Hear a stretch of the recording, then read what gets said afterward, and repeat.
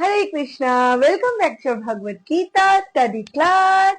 आज हमारे chapter number 2 पुरुषोत्तम मंत्र शुरू हो चुका है। Are you all ready to get love of this, right? क्योंकि हमें बेनिफिट चाहिए पुरुषोत्तम मंत्र का। एवरीवन वी कहीं ना कहीं हम लोग बिना लाभ के कुछ करते नहीं है, राइट? तो भक्ति में भी तो लाभ ही देखना चाहिए या नहीं? बट मुझे लगता है कि भगवान के काम के लिए कोई, जैसे एक श्लोक है ना, लाभ हानि जय पराजय, ये सब हमें बिल्कुल इक्वली हमें ट्रीट होना चाहिए। मान अपमान सुख दुख, यही तो भगवत गीता है, राइट? तो आइए हम शुरू करते हमारे भगवत गीता की ये सिलसिला चैप्टर नंबर 2 से। तो उसके पहले हम क्या करेंगे? मंगलाचरण। लेट्स स्टार्ट विथ गुरु प्रणाम मंत्र। ओम अज्ञानतिमिरान्धस्य ज्ञानाञ्जन शलाकया चक्षुरुन्मीलितं येन तस्मै श्रीगुरवे नमः। श्रीचैतन्यमनोभीष्टं स्थापितं येन भूतले स्वयं रूपा कदा मह्यं ददाति स्वपदान्तिकम्। वन्देऽहं श्रीगुरा श्रीयुतपदकमलम् श्रीगुरून् वैष्णवांश्च श्रीरूपं साग्रजातं सहगना रघुनाथान्वितं तं सजीवं सावधूतं साद्वैतं सावधूतं परिजनसहितं कृष्ण चैतन्य देवं श्री राधा कृष्ण पादान् सहगना ललिता श्री विशाखान्वितांश्च। हरे कृष्ण। आइए भगवत गीता की चैप्टर 2, जहाँ पे हम लोग क्या पढ़ रहे, क्या आत्मा एंड हमारी ये शरीर, क्या दोनों एक है, क्या दोनों डिफरेंट है, क्या दोनों को एक साथ हम ऐसे मिला सकते, भगवान क्या है, आत्मा क्या है, हम क्या है। So many questions are there. तो ये जो चैप्टर है भगवत गीता का सार, हम इसमें डिटेल्स में एक्चुअली स्टडी कर रहे हैं भगवत गीता की। तो कल हमने पढ़ा था जातस्य से ही ध्रुव मृत्यु ध्रुवम जन्म मितस्य, मतलब जिसका जन्म है उसका तो मृत्यु अवश्यंभावी, और जिसका मृत्यु है उसका पुनर्जन्म भी अवश्यंभावी। इसीलिए जो जो री इनकारनेशन पे, जो रीबर्थ पे बिलीव नहीं करते, तो भगवत गीता लेकिन बोल रहे पुनर्जन्म तो है। तो यहाँ पे श्लोक नंबर 28, अव्यक्तादीनि भूतानि वक्तम् अध्यानि भारत अव्यक्तानि धनान्यैव तत्र का परिदेवना। का मीनिंग है, सारे जीव प्रारंभ में अव्यक्त रहते हैं। अव्यक्त मतलब जो विजिबल नहीं है, राइट? इनविजिबल है। मध्य अवस्था में व्यक्त होते हैं और विनष्ट होने पर पुनः अव्यक्त हो जाते हैं। और अतः शोक करने की क्या आवश्यकता है? क्योंकि भगवान यहाँ पे अर्जुन को यही बार बार कोशिश कर रहे डाइल्यूट करने के लिए, कंसोल करने के लिए कि अर्जुन आप शोक क्यों कर रहे हो? क्योंकि ये आत्मा है, ये शरीर नहीं है, ये ऑलरेडी क्या बोलते, आत्मा विनश्वर है, आत्मा को हम शस्त्र से काट नहीं सकते। बहुत सारा लॉजिकल क्या बोलते रीजन दे रहे थे, बिल्कुल साइंटिफिक लॉजिकल जो भी हो, भगवान उनको एब्सोल्यूट ट्रूथ बोल रहे थे अर्जुन को। क्यों शोक करते हो? चाहे आप ये भी सोच रहे, एक कल का तो ये भी पढ़ा था कि चाहे आत्मा बिल्कुल ही है, अगर ये सोचो पुनर्जन्म नहीं है तो आत्मा है, तो फिर अगर मार भी दोगे तो फिर उसको आपको नेक्स्ट जन्म में आपको तो पाप के फिर भागीदारी होना ही नहीं पड़ेगा, फिर भी क्यों शोक कर रहे हो, राइट?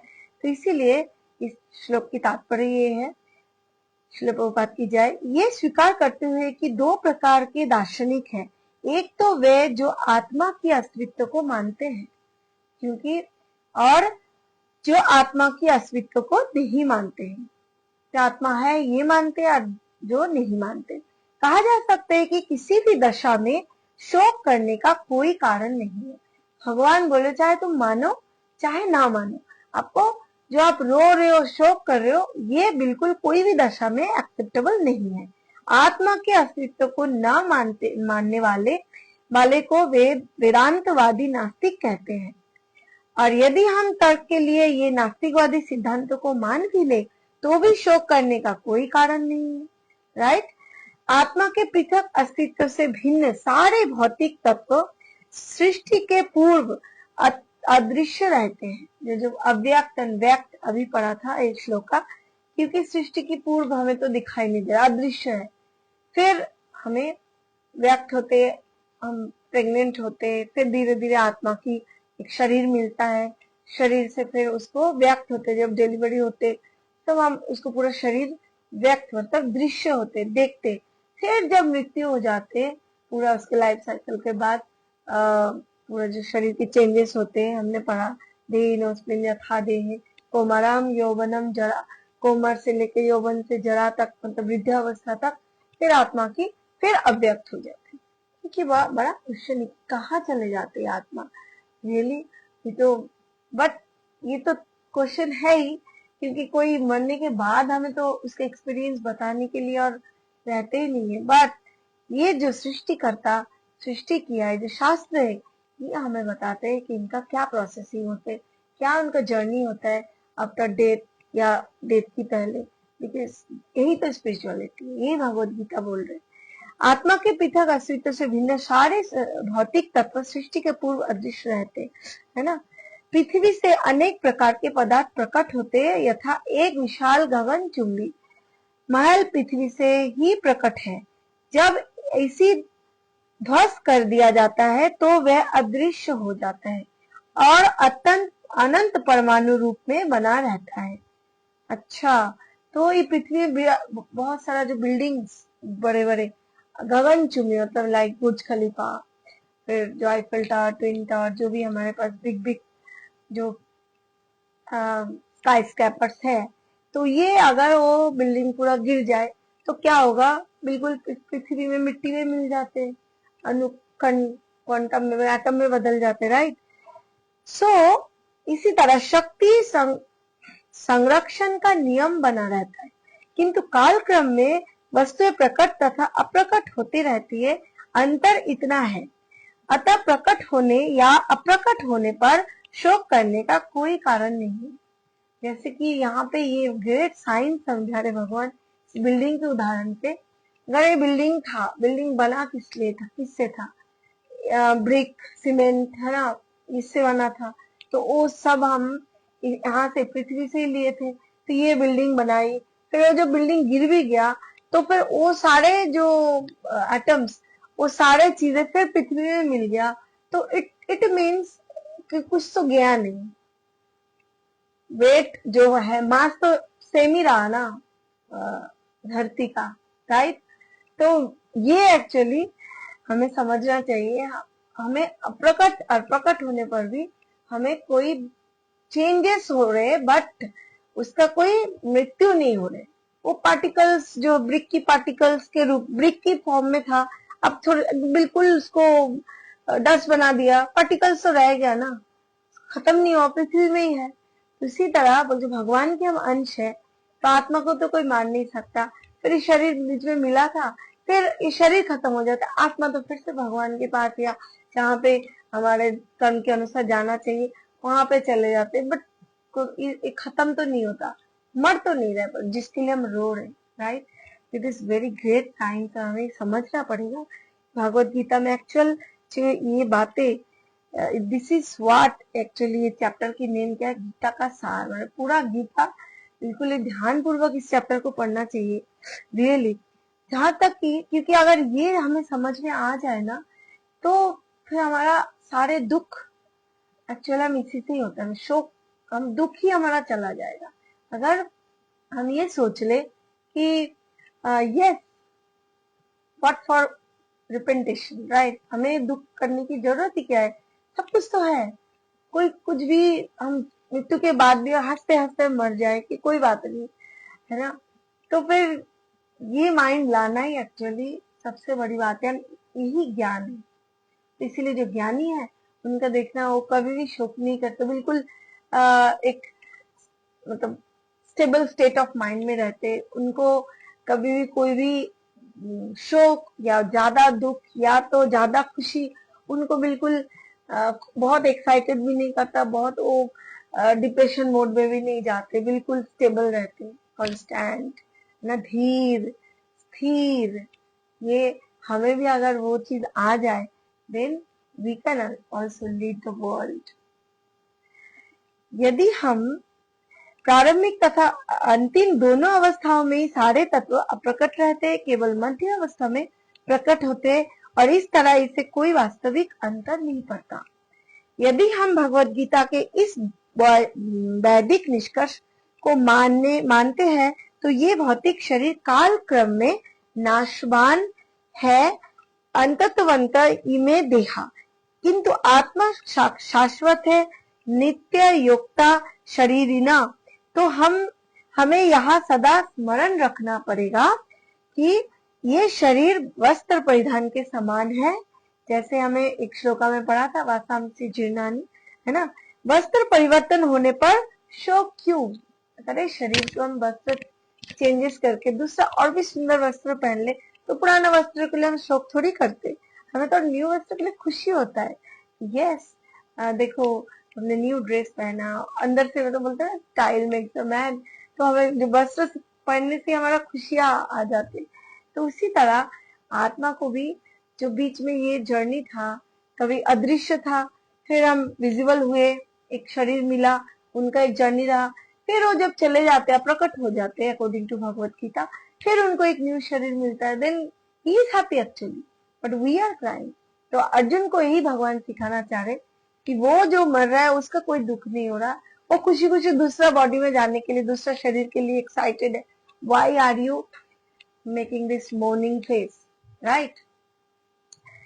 सो ये तन के शाश्वत आत्मा की तुलना में भौतिक शरीर का कोई यथार्थ अस्तित्व नहीं होता, क्योंकि एक्चुअली ये हमें उदाहरण से समझने के लिए भौतिकता के उदाहरण देना पड़ रहा है। एक्चुअली आत्मा तो ट्रांसेंडेंटल है, शाश्वत है, तो ये समझने के लिए हमें बोला, but there is no similarity between this body and आत्मा। ये तन के समान है, स्वप्न के समान है। स्वप्न में हम आकाश में उड़ते या राजा की भांति रथ पर आरूढ़ हो सकते हैं, किंतु जागने पर देखते हैं कि न तो हम आकाश में है न रथ पर। ये एक ड्रीम जैसा है। तो ड्रीम में हम कुछ भी देख सकते हैं। ड्रीम में तो हम देखते हैं कि हम घोड़े चला रहे, प्लेन चला रहे, आकाश में उड़ रहे, पक्षी बन गए, राइट? बट एक्चुअल जब ड्रीम टूट जाता है तो हम अपने आप को अपने बिस्तर में ही पाते हैं, राइट? तो this is what life is about. आत्मा का ये जो जाना आना, ये शरीर मिलना, ये भी एक ये जो एक्चुअली तो फिर हमारा लाइफ ही एक्चुअली क्या हुआ अकॉर्डिंग टू भगवत गीता, ये एक ड्रीम है। तो बट हम लोग उसको इसीलिए बोलते हैं माया की जगत है, क्योंकि हमारा रियल रियल जो हम समझ रहे हैं कि मैं ये बॉडी टच कर रही हूँ, रियल है, बातें कर रही हूँ, ये यस प्रभुपाद बोल रहे हैं, yes it is real, but ये टेम्पररी है, ये ड्रीम है, ड्रीमी वर्ल्ड है, माया की जगत है, बट पूरा इसमें सत्यता नहीं है, क्योंकि यहाँ से हमें बाहर, यहाँ पे बिल्कुल इस शरीर में हम परमानेंट नहीं रहते, हमें यहाँ से भी इस शरीर को छोड़ के कहीं ना कहीं तो हमारा जर्नी स्टॉप नहीं हो रहा है ना, जाना पड़ रहा है। तो इसीलिए वो जर्नी के लिए हमें इस जर्नी को अनरियल बोला जा रहा है तभी, बट ये अभी लग रहा है रियल है, बट एक्चुअल हमारा ये सब कुछ पूरा जर्नी, ये पूरा जगत ही एक माया की जगत है, ड्रीमी वर्ल्ड है। रियल वर्ल्ड जहाँ पे जाने के बाद हम उस स्वरूप में हमें और चेंजेस करने की जरूरत नहीं है, वो कांस्टेंट वैसे ही हम रहते हैं, ठीक है? That is actually our real place. तो वो कहाँ है? वो भगवत धाम, भगवत गीता के अनुसार। स्वप्न में वो पढ़ लिया। वैदिक ज्ञान आत्मा साक्षात्कार को भौतिक शरीर के अस्तित्व अनास्तित्व के आधार पर प्रोत्साहन देता है। अतः चाहे हम आत्मा के अस्तित्व को माने या ना माने, शरीर नाश के लिए शोक करने का कोई कारण नहीं। भगवान बहुत सारे रीजन अर्जुन को क्लियरली दे रहे क्यों शोक कर रहे हो? या आप चाहे तुम आत्मा को मानो चाहे ना मानो, चाहे आप नास्तिक हो चाहे आस्तिक हो, आपको ये शोक नहीं करना। क्योंकि अगर आप मान रहे हो तो खुशी खुशी की आत्मा है तो बस उसमें तो रियल धाम मिल गया, रियल गो नेक्स्ट शरीर चेंज किया, वस्त्र न्यू वस्त्र पहन लिया तो और भी खुशी होगा। अगर आपको नहीं मान रहे हो, नास्तिक हो, तो भी ये आत्म जो बिल्डिंग का उदाहरण हमने देखा, बिल्डिंग गिर गया तो फिर पार्टिकल वही रह गया, यहाँ पे तो कोई लॉस नहीं है, राइट। नेक्स्ट श्लोक, आश्चर्यवत् पश्यति कश्चिदेनम् आश्चर्यवत् वदति तथैव चान्यः आश्चर्यवच्चैनमन्यः शृणोति श्रुत्वाप्येनं वेद न चैव कश्चित्। बहुत सुंदर है। कोई आत्मा को आश्चर्य से देखता है, कोई इसे आश्चर्य की तरह बताता है तथा कोई इसे आश्चर्य की तरह सुनता है, तो कोई कोई इसके विषय में सुनकर भी कुछ नहीं समझ पाते। समझ में आया?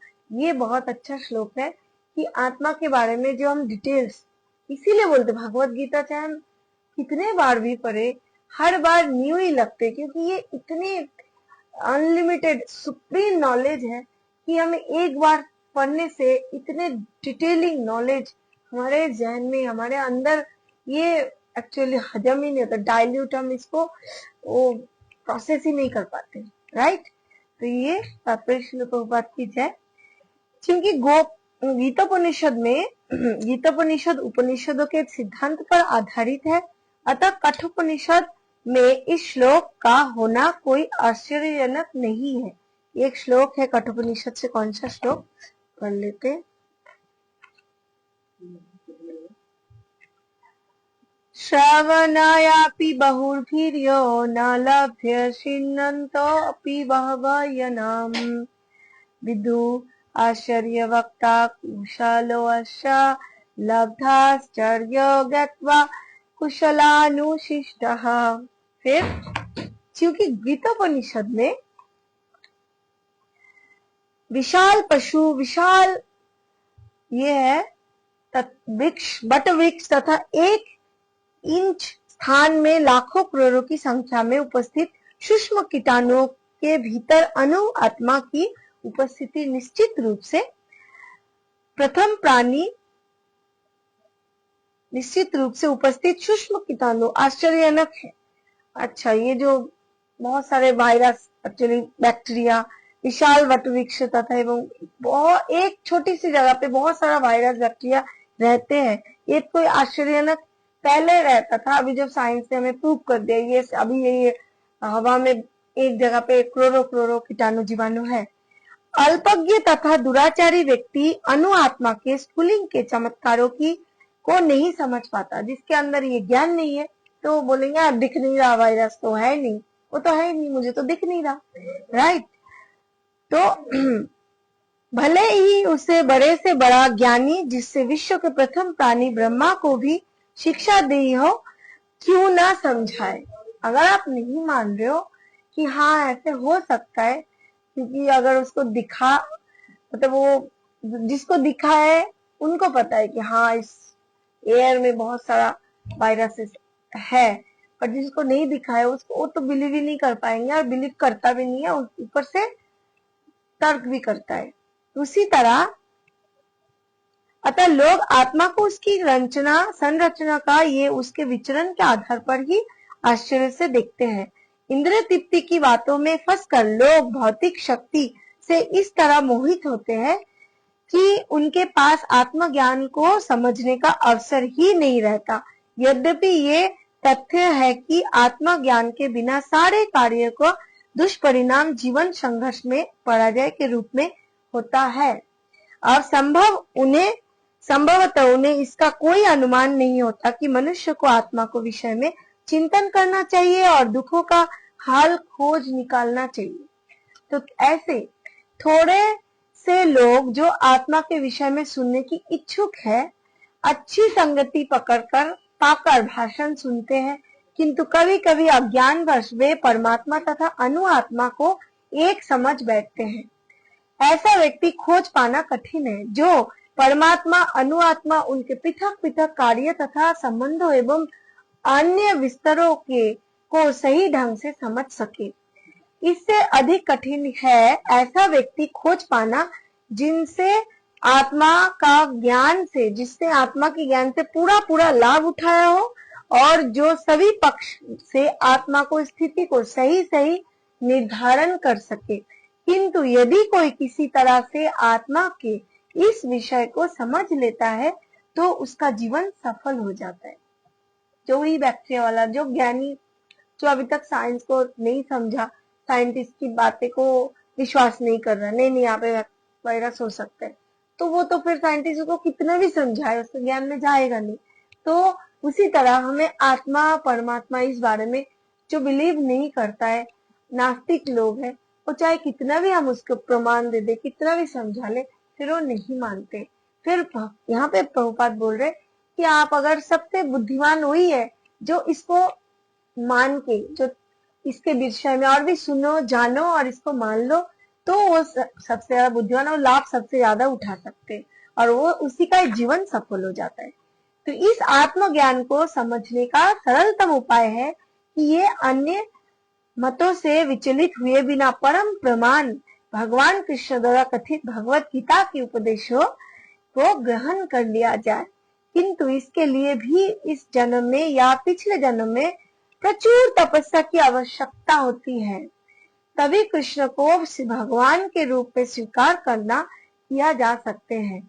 तो पर कृष्ण को इस रूप में जानना शुद्ध भक्तों की अहेतु की कृपा से ही होता है, अन्य किसी उपाय से नहीं है। बहुत अच्छा श्लोक है। दिस इज एक्चुअली अल्टीमेट श्लोक, अल्टीमेट कथा कि प्रभुपाद यहाँ पे क्या बोलना चाह रहे कि जैसे ये आत्मा चाहे हो चाहे ना हो, चाहे आप मानते हो चाहे नहीं मानते हो, बट आपको शोक तो नहीं करना चाहिए। उपरंतु सबसे बुद्धिमानी तो यही है कि इसको आप भगवत गीता को मान लो, जान लो और जीवन को सार्थक बना लो। बट ये भगवत गीता समझने के लिए भी हमें बोला जा रहा है कि बहुत पिछले जन्म की पुनर्जन्म है। हमने पढ़ा है अभी पिछले श्लोक में कि जाते से ही ध्रुव मृत्यु, मृत्यु धर्म ध्रुवम, जाते से ही ध्रुव मृत्यु, फिर जिसका जन्म है उसका मृत्यु है, जिसका मृत्यु है उसका जन्म भी है, तो पुनर्जन्म तो है। तो इसीलिए पूर्व जन्म में जो हमें बहुत सारा तपस्या की हो, जो इस लायक बना हो इस सुप्रीम नॉलेज को समझने के लिए, उनको तपस्या चाहिए। इस जन्म में भी अगर बहुत सारा तपस्या नहीं करेंगे, तपस्या इन द सेंस जानने के लिए सैक्रिफिशियल मोड, आपको सब इंद्र तृप्ति करते जाओ और सेंस ऑफ ग्रेटिफिकेशन, तो फिर हम उस मोड में हम अच्छे ज्ञान को हम लेने की योग्य नहीं रहते। हमारा जो बोलते हैं ना एक चार्जर, और जैसे सीधी से अभी मेरे दिमाग में आ रहे जो आईफोन का जो अडेप्टर है वो दूसरे कोई भी चार्जिंग से चार्ज नहीं होता, क्योंकि फिर उसकी वो फिर खराब हो जाते हैं, राइट। तो इसीलिए जो अच्छे फोन होते तो उसको चार्जर भी बिल्कुल अच्छा ही होना चाहिए, then equally they can charge. तो उसी ये ग्रेट साइंस है। हमारे इस ब्रेन में अनु आत्मा है, तो परमात्मा के बारे में अगर हमें जानना है, मानना है, तो हमें भी उस मोड में उस अडेप्टर बनना पड़ेगा कि हमें उस ज्ञान को लेने के लिए हमें तपस्या चाहिए। देन हम उस लेवल पे आते, देन इजीली हम उसको ले पाते, देन हम हमारे जीवन को उस लेवल पे ले जा पाते और समझ पाते। देन सब कुछ क्लियर हमारे अंदर विजिबल हो जाते हैं कि मैं कौन हूँ, भगवान कौन है, हमारा आइडेंटिटी क्या है और माया की जगत है, माया क्या है, ये सब टर्म्स एंड टर्मिनोलॉजी हमें समझ में आ जाते हैं इजीली, राइट। तो आज हम यहीं तक पढ़ते हैं। श्लोक नंबर 30, छोटा सा श्लोका है, पढ़ ले, हाँ पढ़ लेते, खत्म, टाइम भी है 5 मिनट। 30 तक पढ़ते। देहि नित्यम अवोध्यायम देहे सर्वस्व भारत तस्मात् सर्वाणि भूतानि न तत्सचितुम अर्हसि। भगवान फिर बोल रहे, हे भरतवंशी, शरीर में रहने वाले का वाले का कभी भी वध नहीं किया जा सकता, अतः तुम्हें किसी भी जीव के लिए शोक करने की आवश्यकता ही नहीं है। भगवान अर्जुन को मतलब बोलते एक बच्चे जैसा समझा रहे हर तरह से, हर श्लोका में कि शोक क्यों कर रहे हो, शोक क्यों कर रहे हो, इस बारे में कर रहे हो तो ये नहीं करना चाहिए, अब नहीं मानते हो तो भी नहीं करना चाहिए, मानते हो तो भी शोक नहीं करना चाहिए, क्योंकि आत्मा को मृत्यु नहीं होती, क्यों शोक कर रहे हो, क्यों शोक कर रहे हो, मतलब बिल्कुल कितना सुंदर से समझा रहे। तात्पर्य श्रील प्रभुपाद की जय। अतः भगवान अविकारी आत्मा विषय अपना उपदेश समाप्त कर रहे हैं। अमर आत्मा का अनेक प्रकार से वर्णन करते हुए भगवान कृष्ण ने आत्मा को अमर तथा शरीर को नाशवान सिद्ध कर दिया है। अतः क्षत्रिय होने के नाते अर्जुन का इस भय से कि युद्ध में उसके पितामह भीष्म तथा गुरु दोनों मारे जाएंगे, अपने कर्तव्य से विमुख नहीं होना चाहिए और कृष्ण को प्रमाण मानकर भौतिक देह से भिन्न आत्मा का पृथक अस्तित्व स्वीकार करना ही होगा। ये नहीं है कि आत्मा जैसी कोई वस्तु नहीं है या आप जीवन के लक्षण रसायनों की अंत क्रिया के फलस्वरूप एक विशेष अवस्था में प्रकट होते, केमिकलाइजेशन जो है लैब में हमारा जीवन बना, नो ऐसा नहीं है। आत्मा है, ये भगवान बार बार इस श्लोकास में बोल चुके। यद्यपि आत्मा अमर है किंतु इसमें हिंसा का प्रोत्साहित नहीं, हिंसा आत्मा अमर है लेकिन ऐसा नहीं चलो इसको आत्मा तो काटा नहीं जा सकता, चलो उसको काट देते, बस देख लेते काट के शरीर को मारते रहो, आत्मा तो मरता नहीं है, तो ये हिंसा हो गई, इसको फिर भगवत गीता अलाउ नहीं करते। तो फिर भी युद्ध के समय हिंसा का निषेध नहीं किया जा सकता जाता है क्योंकि इसकी आवश्यकता रहती है। ऐसे आवश्यकता को भगवान की आज्ञा के आधार पर उचित ठहराया जा सकता है, स्वेच्छा से नहीं। कोई विशेष स्थितिवश, जैसे विशेष स्थितिवश जो न्यायपालिका जो जज है वो किसी को फांसी की सजा दे देते हैं, सबको तो फांसी होता नहीं है, लेकिन उसके लिए जज को हम फिर उल्टे मारने थोड़ी जाते हैं, क्योंकि हमें ये बिलीव नहीं है वो इतना ही घिनौना काम किया है कि फांसी का योग्य ही है। उसी तरह शास्त्र में वर्णन है कब हमें माना हिंसा अपनाना चाहिए और हिंसा की रास्ता को फिर चुनना चाहिए। भगवान भी शिशुपाल का 99 गलतियों को माफ किया, फिर 100 मतलब 100 गलतियां माफ किया, फिर उसको खत्म किया। इसीलिए एक लिमिट होता है हर कुछ की। जब भगवान बोल रहे कहीं ना कहीं जब युद्ध की जरूरत है तब फिर आप करो, ये शास्त्र के अनुसार जब जरूरत हो तो, अपनी इच्छा से नहीं, अपना मन इच्छा किया चलो इसको खून कर दो, मन किया इसको काट के खा जाओ, ऐसा नहीं करना, राइट। ये शास्त्र अलाउ नहीं करते, इसको हमें अच्छे से इस कॉन्सेप्ट को समझना है। This is what Bhagavad Gita, ये ऐसा है सिर्फ कोई मतलब जाति के लिए नहीं, इट इज फॉर ऑल, जो जीवात्मा है इस धरती पे, इस ब्रह्मांड में, इस सब के लिए भगवत गीता है। ये ज्ञान पाके हम अपने आप को शुद्ध करके अपने धाम चले जा सकते हैं, राइट।